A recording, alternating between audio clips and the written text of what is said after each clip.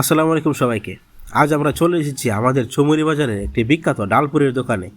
অবাক করা বিষয় হলো এই দোকানটি একই জায়গায় টানা 28 বছর ধরে ডালপুরি বিক্রি করছেন। এত বছরের অভিজ্ঞতা, তার হাতের তৈরি ডালপুরির স্বাদ আজও মানুষকে টেনে নিয়ে আসে দূর দূরান্ত থেকে। চলুন আজ দেখে নেই কীভাবে তৈরি হয় এই বিখ্যাত ডালপুরি। কথা বলবো দোকানদার সঙ্গে আর জানবো 28 বছরের দীর্ঘ পথ চলার গল্প।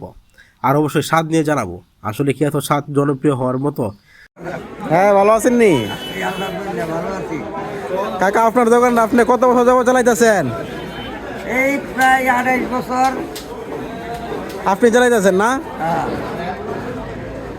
আমার এই ভিডিওটা করা প্রায় 6 মাস আগে।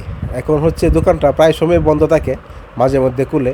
আর এটা টেস্ট যদি বলি, টেস্ট আসলে অনেক ভালো। বাকিটা হচ্ছে আমার বন্ধুর কাছ থেকে। দোকানের বয়স হলো তার 27, আমার বয়স হলো 25। তো আব্বা লাগছে আইতাম বাজারে, তখন দেখাইতাম, তখন যে স্বাদ ছিল এখন একই রকম স্বাদ আছে। আমি আশা করি আমার খুব তখন আমার আপনার আইব, একই স্বাদ থাকবে।